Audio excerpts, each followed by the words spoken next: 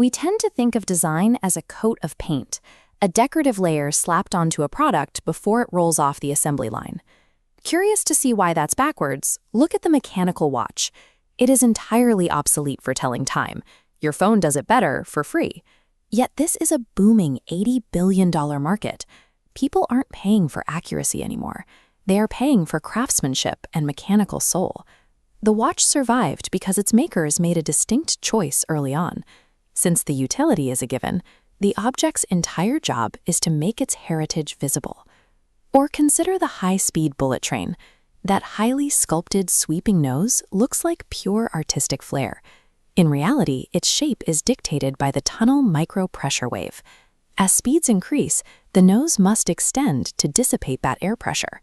What looks like a free, aesthetic flourish is actually the least flexible part of the vehicle. It is a constrained solution to an invisible problem, locked in during the concept phase, when physics and form are the exact same decision.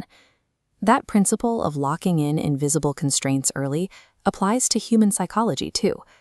Look closely at our city streets. You'll see how environments are engineered to quietly dictate behavior. Take the ordinary park bench.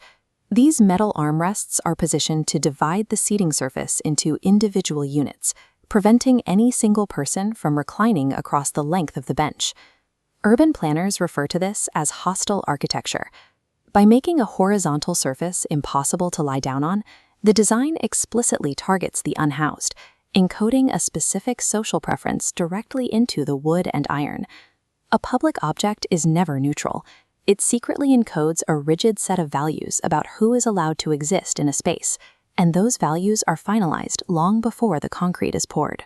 As human travel scaled up in the mid-20th century, navigating vast, transient spaces like airport terminals presented a heavy physical burden. We've had the wheel for 5,000 years.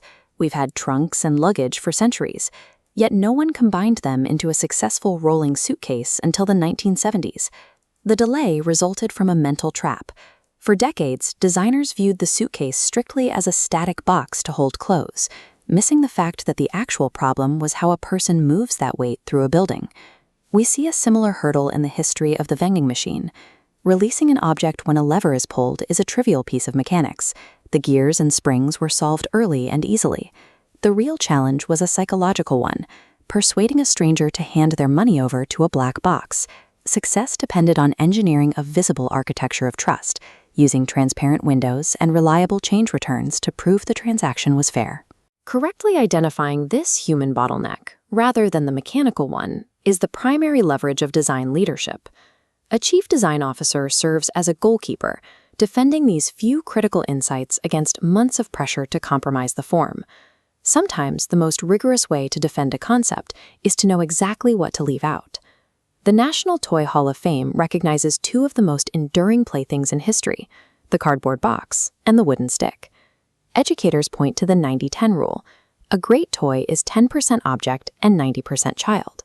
A stick can become anything because it offers no fixed outcome of its own. Contrast that with a licensed figure that plays a pre-recorded scene. Once the light flashes, the experience is finished.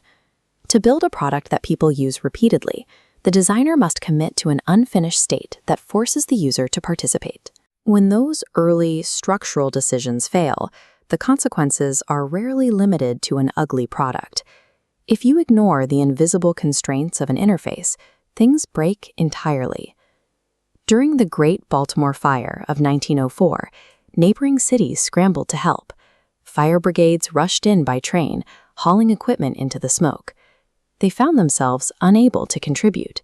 Despite an abundance of water and equipment, 1,500 buildings burned because the visiting hoses would not thread onto Baltimore's local hardware. The disaster was caused by an invisible mismatch in coupling standards. The city's survival was tied to a decades-old decision regarding a metal screw thread. The most vital decisions in any object are often the ones no one calls design. They are the invisible systems, the metal coupling threads, and the strict protocols that only reveal their flaws when they are catastrophically tested. The absolute highest leverage in creating anything is figuring out the non-negotiable elements as early as possible. You have to find the irreducible core of the idea and rigidly pre-commit to it.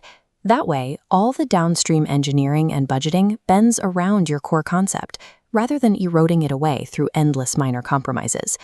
During the planning phase, an idea costs nothing to change, but once it hits production, the physical world is unforgiving.